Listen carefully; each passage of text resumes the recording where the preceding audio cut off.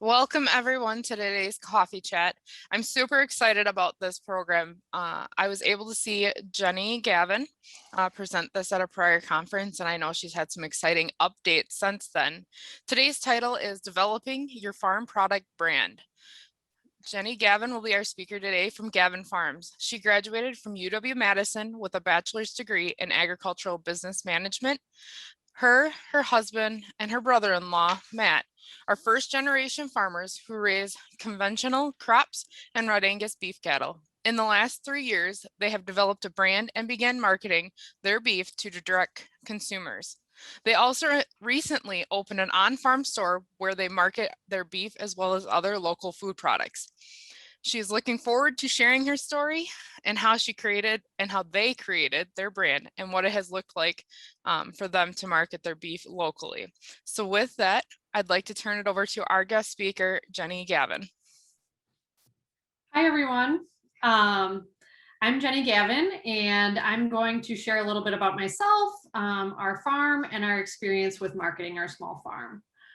So I'm honored to have this opportunity to be able to share our story, and I hope you guys are able to learn something from our journey.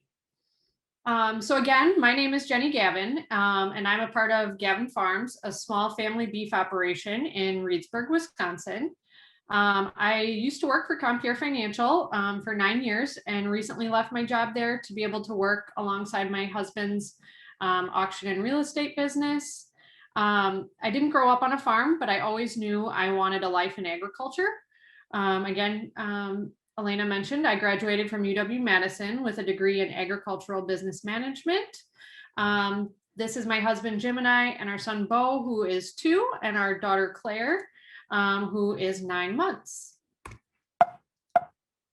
I farm alongside my husband, Jim, and my brother-in-law, Matt. Many of you may recognize them as they're both fourth-generation auctioneers and real estate agents for their family business, Gavin Brothers. Gavin Brothers specializes in ag auctions, so many of you may have seen them before. I hope you're not expecting their public speaking skills because I'm much less entertaining and much more introverted than either one of those two. We are first generation farmers who all also work full-time jobs. So needless to say, we get a lot of help from family and our community to be able to make this all work. We were all born and raised in Baraboo and Reedsburg, the Baraboo and Reedsburg areas, and all work full-time jobs in agriculture. So we have deep roots and strong passions for the industry and for our community. If you follow us on social media, you'll recognize our 4-year-old English cream retriever, Sully, and also our barn cats. They're a big part of our family too. As you can imagine, our hairy white dog isn't much help on the farm, but we love him and the cats too. They're a great source of comic relief and often remind us to appreciate more of the little things. Our farm is located on Highway 33 between Baraboo and Reedsburg. It used to be a working dairy farm until 2012 when my husband Jim and my brother-in-law Matt decided to start their small herd with around 12 head of red Angus. We have hosted a few events on our farm and also renovated our milk house as a space to sell our beef off of the farm. Today, our operation has grown to around 65 pairs of red Angus and a few Hereford crosses. They're pasture raised and finished on grain. We calve in the spring and normally finish the following June or July. When we first started our beef operation, we sold our beef conventionally at auction until 2017. We decided to try something new with our beef. We knew that it would be more rewarding to us to be able to market our beef locally, so we decided to give it a try. We marketed our first beef by the quarter heifer whole, and the first year we sold around 6 head, and now we finish 22 head annually, and we sell out our beef very early. We sell by the quarter heifer whole, as well as the individual cuts, as I had mentioned, out of our on-farm freezer. So that's a little bit about our background. Now I want to transition to a little bit more about branding. So what is branding? I think it's helpful to think of branding like this. A brand is your business's reputation. It's what sets you apart from others, your identity. And then the brand is the idea, and then the branding are the visuals that help support that idea. It's your logos, your fonts, your icons, patterns, colors, imagery that help tell your audience who you are and why you do what you do, and why your product will benefit them. In the photo here, you can see our mood board that helps guide our design process. Here it shows the colors, the words, and the imagery that visually describe our brand. So what made us decide to invest in branding? Honestly, it's a little bit laughable and a little bit embarrassing to share knowing what I know today. So when we moved to the farm, shortly after Jim and I got married, our wedding invites we had ordered through a designer we had found on Pinterest. And shortly before we moved to the farm, she had made a blog post about some egg cartons she had designed for the client. And I wanted to have chickens when we moved to the farm, and I decided that I should also have our own egg cartons. So when I reached out to our designer, I literally had no idea what I was getting into or how much of an impact that it would have on our business. We filled out a branding questionnaire, and in return, the graphic designer helped us write a mission and vision statement, a brand strategy. She helped choose our colors, our fonts, our logos, and the imagery direction that we would use going forward. She also kind of gave us a guide on how not to use our logo, and just give us an overall direction on how to use the branding that she provided us. Oddly enough, at the time that we were going through all of this, we were transitioning from Badgerland to Compeer at the same time. So I was really inspired by branding, both professionally and personally. Compeer had provided us with the book Start With Why by Simon Sinek. I highly recommend the book. It really helps set the tone and the reason why we do what we do as small farmers. It's not a farm-based book, but really just helps anyone with discovering their why. Also at this, right around the same time, I had traveled to Waco, Texas to Magnolia, if any of you are familiar with Joanna Gaines, and I was feeling really inspired by what Joanna had created in Waco. After our graphic designer had delivered us the branding visuals, what have we done to live our brand? Some of what we have done is obvious, the printed visuals, our farm sign, our mailings, our website, and our packaging. It's very important that everything is really consistent and recognizable. Having our branding or having our packaging branded was a huge step for us. It helps our customers trust that the meat that they're buying is ours. Honesty and transparency are a really big part of our brand, and it's important to our relationship with our customers. A lot of people reach out and ask, they want to know where we got our packaging.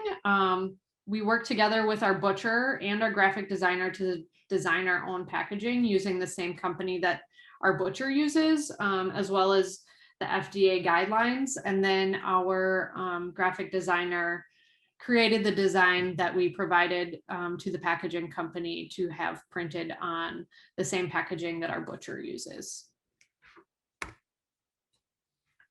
Again, branding is more than just the visuals. It's also the experience or how you make your customers feel. In the past, we've hosted 2 events on our farm. Our first event was a family style farm to table dinner with 5 courses that were sourced from our farm and other local producers in the area. Our goal is to encourage our customers to take the time to slow down and appreciate quality local food and the time spent connecting with those that they love.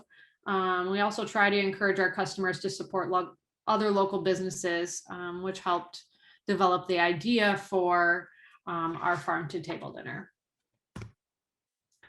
2 years ago now, we also hosted a wood-fired pizza event that used locally sourced ingredients as well. We really love bringing our customers and community to our farm to experience good food and connections. We've found that this is something that people really look forward to, and it also helps bridge the disconnect between consumers and their food. We're looking forward to hosting more on-farm events now that hopefully things are getting back to a little bit more of a normal. Last year, we renovated our milk house to be able to sell individual cuts off the farm as well. We have an on-farm freezer and sell our beef as well as other local products that we have found throughout the state. We feature locally roasted coffee, granola, a European style yogurt, honey, and preserves. Again, part of our mission is to encourage others to support other small businesses and our community. So last year at Christmas time, we sold some local gift boxes and we worked with a local coffee truck to host a variety of pop-up events at the farm when we would have the store open, just to really help encourage our customers to come see the farm where their food is raised. Since again, I mentioned before that we're all born and raised here in Sauk County, our community and supporting local is very important to us. So we also have paired with other local businesses. Our beef is featured on the menu at the new winery in Baraboo. We've also worked with another small CSA farm to create local food bundles, kind of similar to the idea of HelloFresh. So they're able to purchase our beef along with local vegetables, and then we provide a recipe for our beef stew. It's important to us to see our community thrive, so we really do our best to support local, not only with our own purchases, but also by helping share other local businesses, whether they're promoting something on social media, just really trying hard to support others as much as we can. As well, we really try hard to put out a consistent message and imagery on social media, knowing who we are as a business and sharing that story with our community. The two main platforms that we use for social media are Facebook and Instagram. Facebook has been really good for helping us connect with our customers locally, but we've also found that Instagram has been really helpful for connecting with like-minded small businesses, and it's been a huge source of inspiration for us.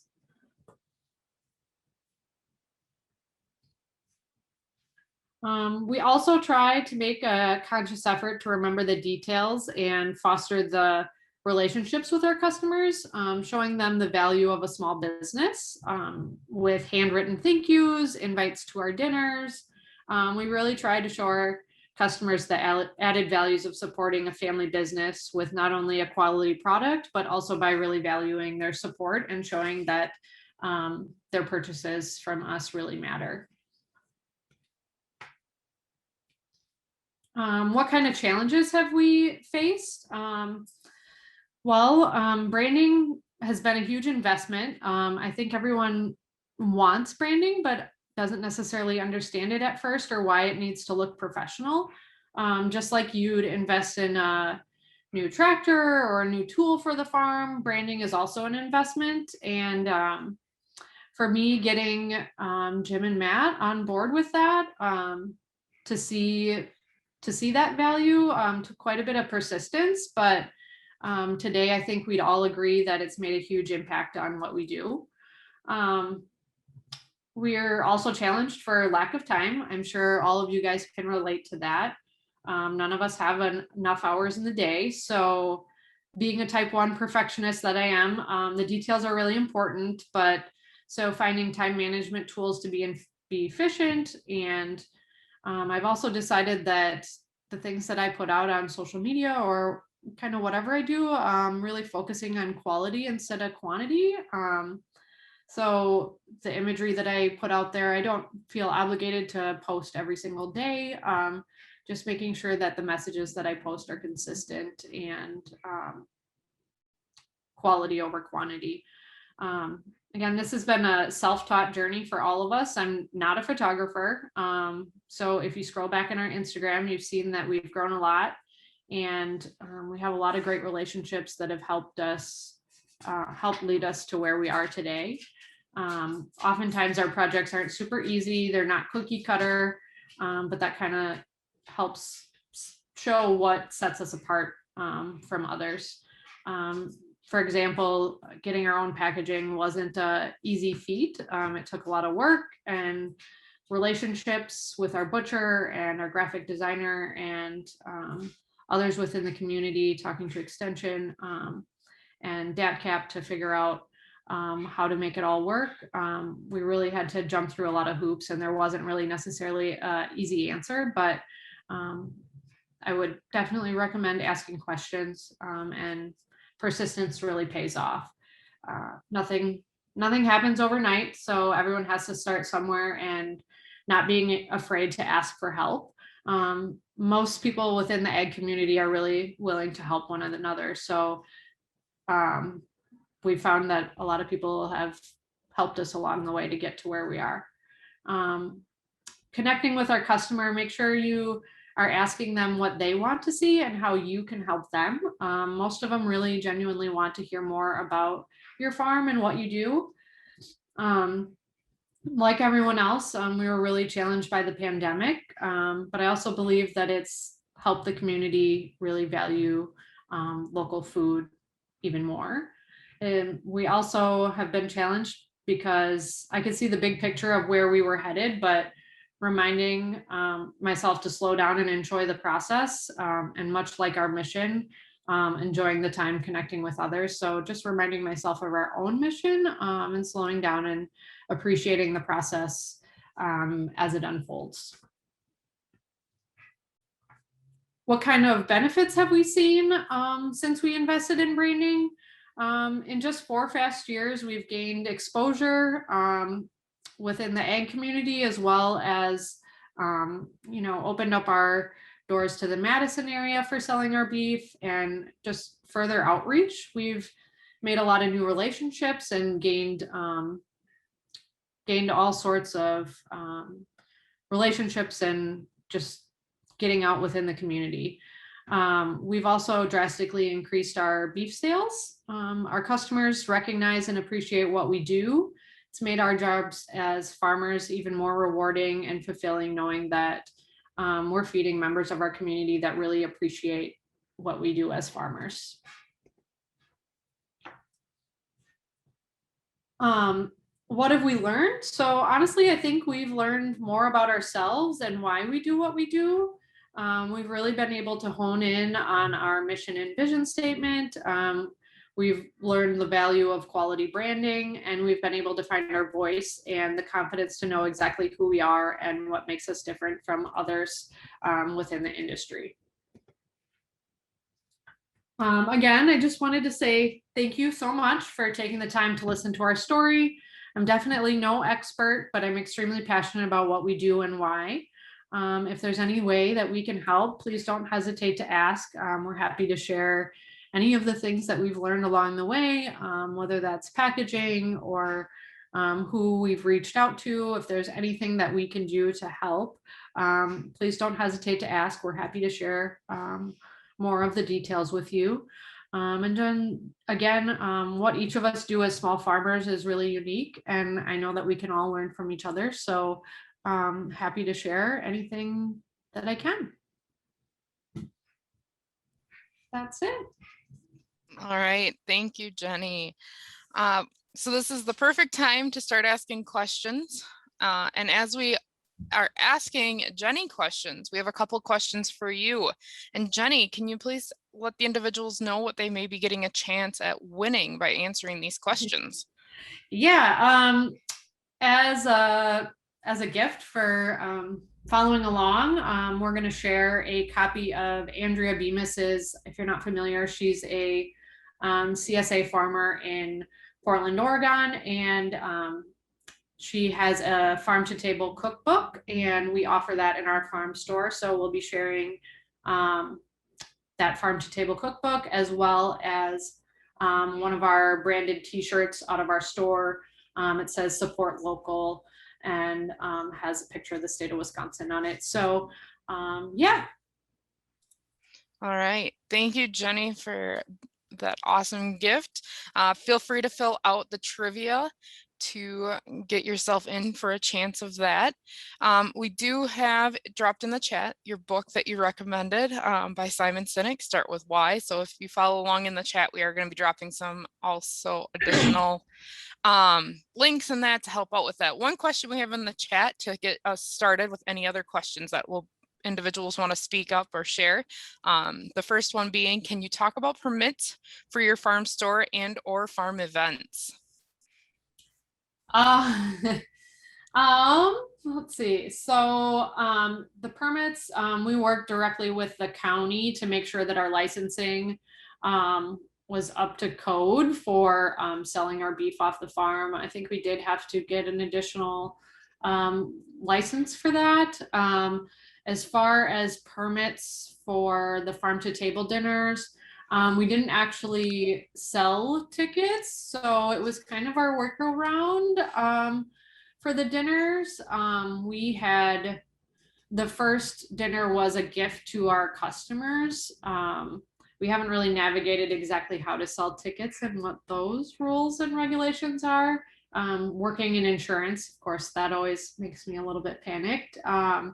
So I haven't really navigated that. And it was our first dinner was just a gift to our customers. And then the second Pizza on the Farm event, we held insurance as well as the caterer as well.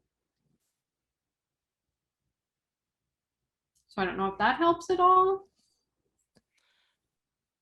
Yep. And again, feel free to unmute yourselves if you have additional questions or would like to ask more. Oh, we got some dropping in the chat.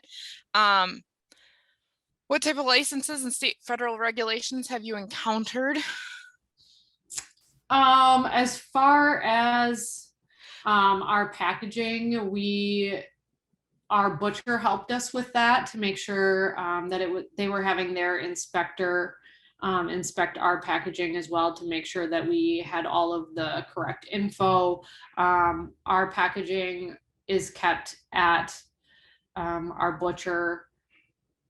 They keep it so it's exactly what they're using. So we know that all of that stuff is up to code based on what their state inspector needs. I'm trying to think. I just think directly working with, we found someone at Extension or DATCAP to help us work through all of the questions that we had, and anything that she couldn't help with, she kind of directed us further from there.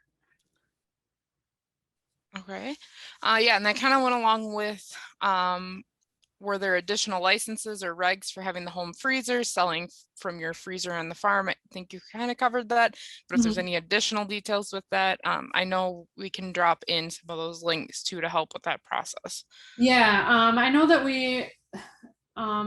there was somebody that maybe came from something from Wisconsin to the Resilient Farms Conference that Compeer had hosted, that also shares a lot about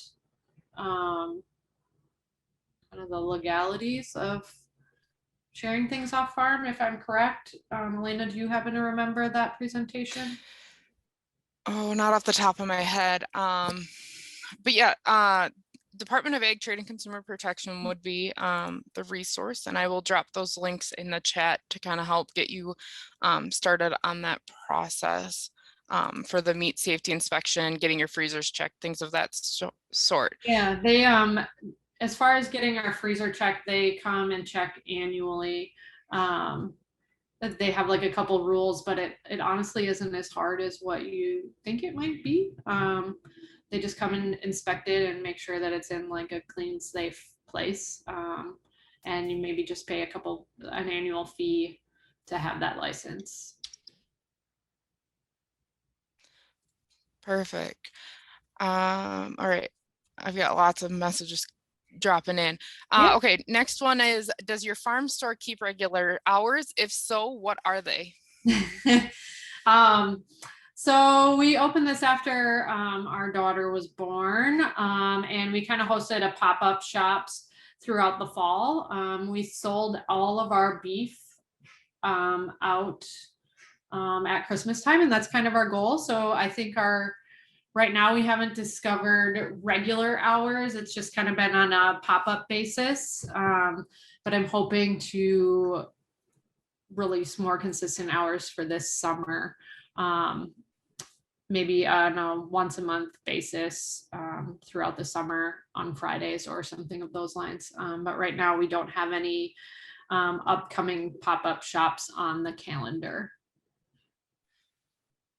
Okay, thank you. All right, next one. Do you mind sharing the graphic designer's info? Are they also local? So actually, she's not, but her name is Rebecca Dish. I can, I don't know if I can share that in the chat or share that somehow. Yep, you can drop it in the chat when you get a chance. Okay, but Rebecca Dish, she is actually, again, I think I mentioned that we had found her just through Pinterest on a whim a long time ago. So again, our mission is supporting local, but she happened to not be local. And I'd be happy to share her information with everyone. She's been great, but I also know there's plenty of others in the area that maybe do something of the sort as well. All right, thank you. Okay. The next one is, have you ever used farmers markets? We have not used farmers markets. Our local farmers market kind of had a limit on how many vendors that they have. And I know that they're opening that up to more. It's something that we've entertained, but we have not sold at any farmers markets. Okay. How can customers order your beef? Online or direct, phone or email? Kind of all of the above. We right now there is we only have ground beef remaining for the year, but they can either reach out and contact us through our website. Also on our website, you can purchase ground beef bundles as well as we offer a few different packages via our website once we restock our beef. All right. And with that, what all do you get with your meat cuts? Kind of just elaborate on that a little bit more. You said you have ground beef, but what else do you offer? We have steaks, stew meat. We offer sausage products that are butcher. We use their recipes. So we have summer sausages, ring bologna, hot dogs. Trying to think, brisket. A variety of different cuts, and then we offer by the quarter, half, or whole, and then we also do sell some 50-pound beef bundles, as well as I think I mentioned about our stew bundles with the local CSA farm. All right, thank you. Nope, I did that one already. Do you have to take out insurance to cover your meat sales? I believe it's all just under our blanket policy, but I know there are special additional policies that you can take out as well. I think because because it is all packaged and taken care of by the meat market, that kind of falls under some of their policy as well. Okay.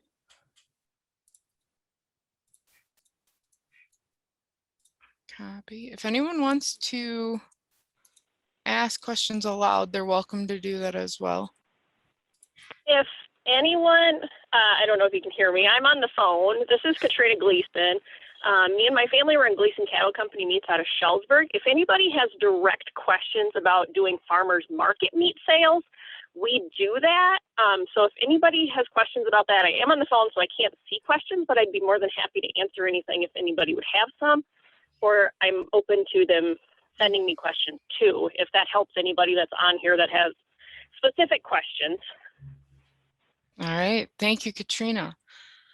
I've also dropped in a couple different links, Department of Ag, Trade and Consumer Protection. I'm going to also drop one in for Farm Commons, another great resource that you can utilize as you kind of get going on that. I see some of my colleagues are also dropping questions. I'm just trying to, you have lots of questions coming in, Jenny, so feel good. I just opened that up and I forgot. Oh, you're good. I can see my Okay. So did you purchase additional liability insurance for your farm because of having the public attended events on your farm? That I can't speak to. That would be more on my husband's end of things. So I'm sorry, I don't have more information on that. Okay.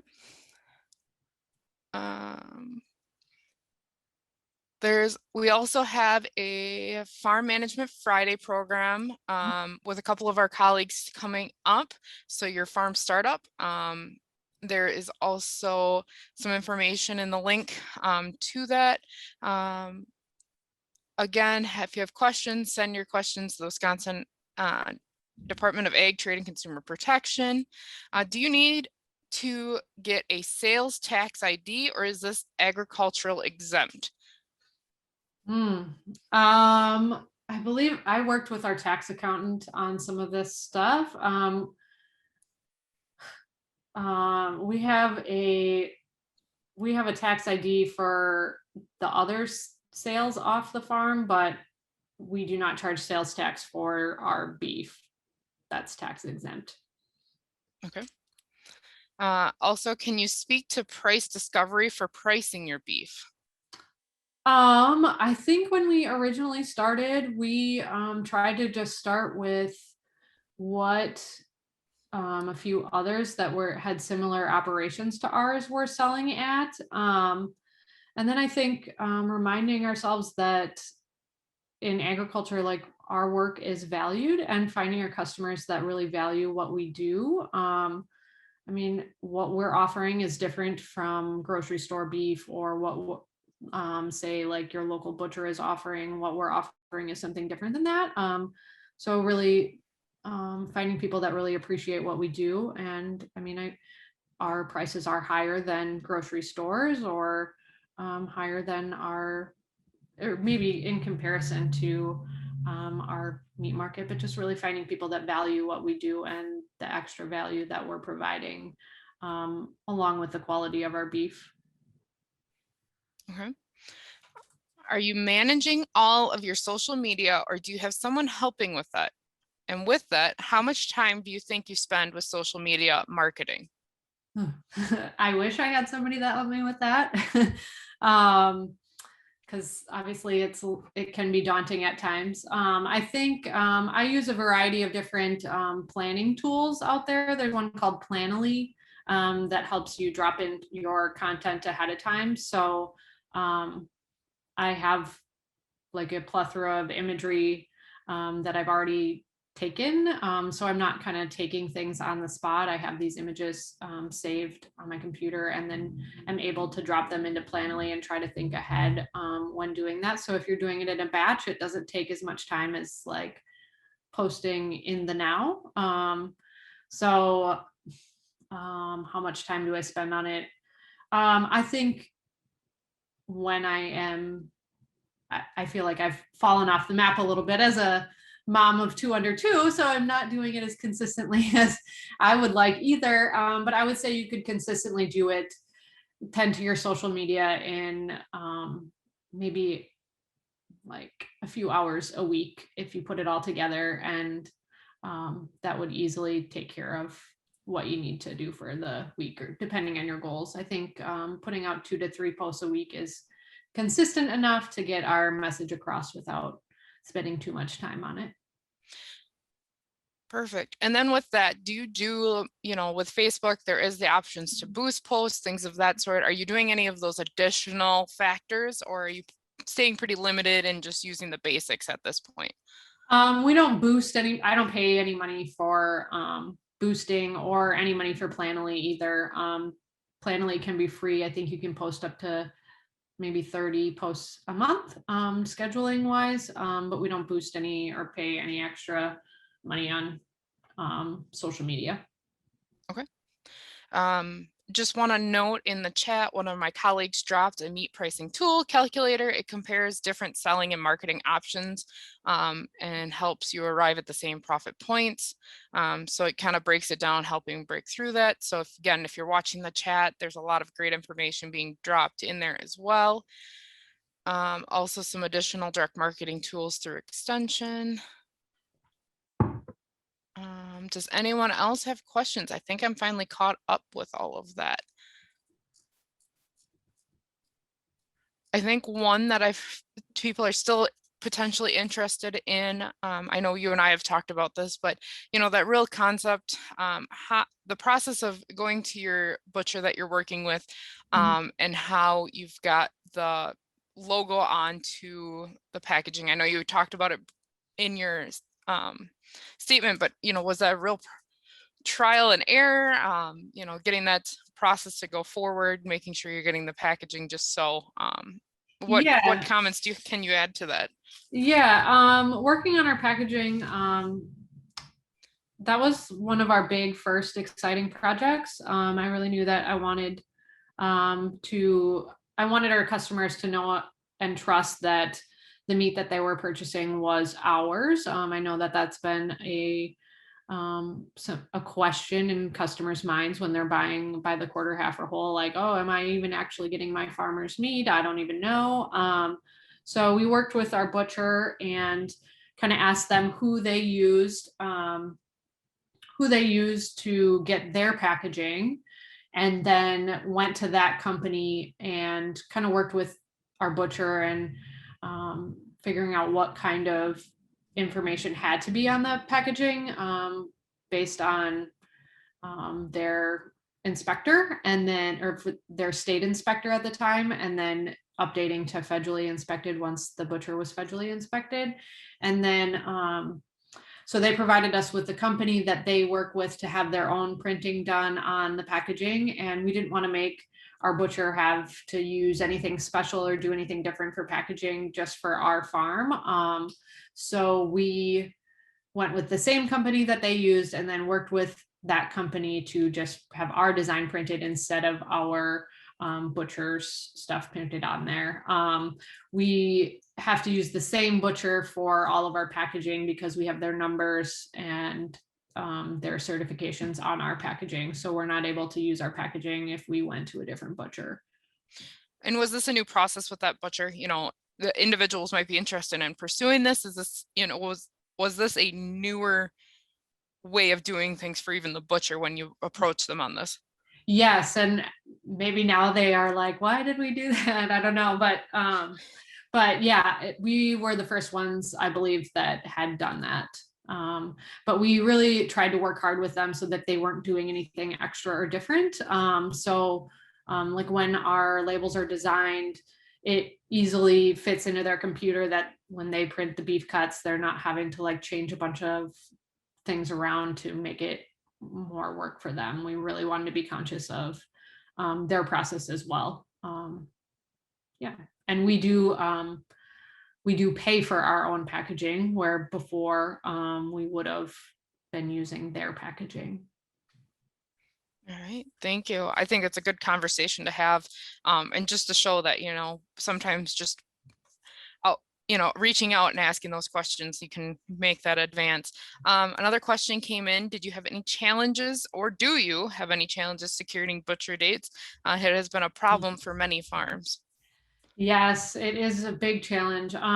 Thankfully, prior to the pandemic happening, we had already booked our dates. At the time prior to the pandemic, we were still booking like almost a year out. And I know it's really challenging because you don't even know like when your animals are for sure going to finish, or everything's kind of different. So we selected dates on an every other week basis, starting when we think they should start finishing, and kind of space it out throughout the summer. But yeah, now we're booked out for the next like 3 years. And I know that's really frustrating because one, we don't even know how many animals we're going to have 3 years from now, or what our vision even looks like but we've just consistently made them for the same as we have the last 3 years. We don't plan to grow in terms of how many head we're finishing.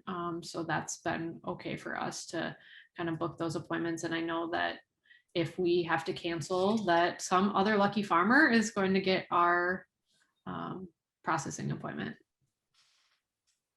All right. But again, just those relationships with your butcher are really important, and really just being understanding to everyone within the community.